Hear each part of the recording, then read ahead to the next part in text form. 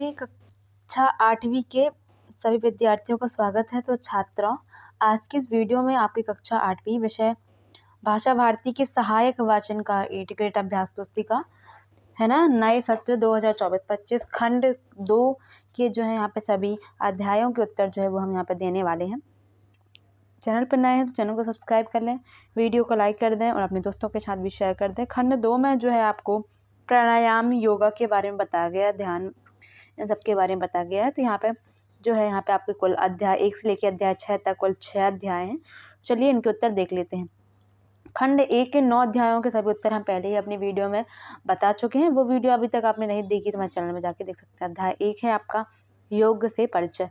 प्रश्न पहला है आपका, देखिए, प्रार्थना से हृदय को खोई हुई शक्ति आसानी से जाग उठती है, यह कथन किसका है? तो यह कथन है सी स्वामी विवेकानंद का। फिर है प्रश्न दूसरा जो कि रिक्त स्थान है। योग शब्द संस्कृत के युज धातु में खलिस्तान प्रत्यय लगाने पर बना है, तो यह घृण। इसको कुछ पढ़ेंगे है ना, तो आप देख लीजिएगा।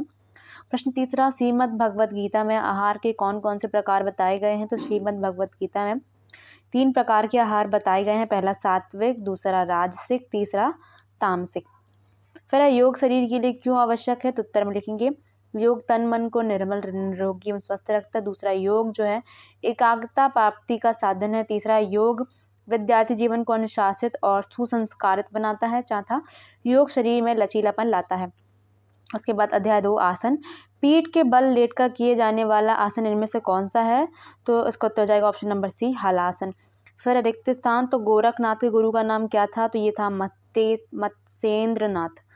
फिर है सभा शासन के नाम लिखिए। तो उत्तर में लिखेंगे पहला, शारीरिक मानसिक थकान दूर होती है। दूसरा, रक्तचाप की गति को सामान्य करता है। अनिद्रा व तनाव को दूर करता है। फिर प्रश्न 4, पेट के बल लेटकर किए जाने वाले आसनों के नाम। तो देखिए 4 आसन, मकरासन, शलभासन, धनुरासन, भुजंगासन। फिर है सर्पासन की विधि लिखिए। तो उत्तर में लिखेंगे पहला, हथेलियों को कंधों के बगल में जमीन पर स्थापित करें। दूसरा, श्वास भरते हुए नाभि तक, धड़ को हाथों के बल ऊपर उठाएं। तीसरा, ऊपर की ओर देखते हुए क्षमतानुसार रोकें, फिर श्वास को सामान्य करें। फिर सांस है, ठीक है, आप लिख लीजिएगा। सांस छोड़ते हुए पहले जैसी स्थिति में पेट के बल लेट जाएं। इसको 5 बार दोहराएं। अध्याय 3 है आपका शुद्धि क्रिया यानी कि षटकर्म। पहला है सही विकल्प, नासिका प्रदेश के शुद्धिकरण की क्रिया कौन सी है? तो यह है नेति क्रिया, ऑप्शन नंबर सी। फिर दूसरा, शरीर को की शुद्धि क्रिया को कहते हैं, तो हम इसको कहते हैं षटकर्म।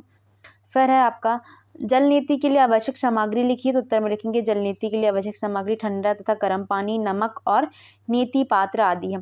फिर है प्रश्न 4, त्राटक क्रिया किसे कहते हैं? इसमें किस सामग्री की आवश्यकता होती है? तो ओम अथवा इष्ट देव या दीपक की लौ आदि पर अपलक देखना, मन की गति को रोक देना, मन को एकाग्र करना त्राटक कहलाता है। इसमें आधार, घी का दीपक, आसन, माथा धोने के लिए ठंडा जल आदि सामग्री होती है। इससे क्या होती है, हमारी जो नेत्र की तीव्रता है वो बढ़ती है।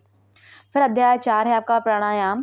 पहला प्रश्न है आपका, प्राणायाम की क्रिया मुख्य रूप से किस अंग से निष्पादित होती है? तो ये उत्तर हो जाएगा ऑप्शन नंबर बी, नासिका से। फिर है प्राणायाम में श्वास को रोकना क्या कहलाता है? तो श्वास को रोकना कुंभक कहलाता है। फिर प्रश्न तीसरा, भस्त्रिका प्राणायाम की क्या विशेषता है? तो उत्तर, भस्त्रिका प्राणायाम से पेट संबंधित विकार दूर हो जाते हैं और पाचन मजबूत होता है। प्रश्न 4, प्राणायाम के मुख्य प्रकार कौन कौन से? किसी एक विधि के बारे में लिखिए। तो प्राणायाम के मुख्य प्रकार हैं उज्जायी प्राणायाम, कपालभाति प्राणायाम, भस्त्रिका और भ्रामरी। फिर भस्त्रिका प्राणायाम विधि, ध्यान के किसी एक आसन में बैठकर दोनों नासा छिद्रों से गहरी सांस को हमको अंदर भरना है और जल्दी से उस लंबी सांस को बाहर निकालना है। इसमें सीने तक सांस भरना है। अध्याय 5 है मुद्रा। पहला है सवाल आपका, जठराग्नि का संबंध किससे है? तो पाचन क्रिया से, ऑप्शन नंबर बी।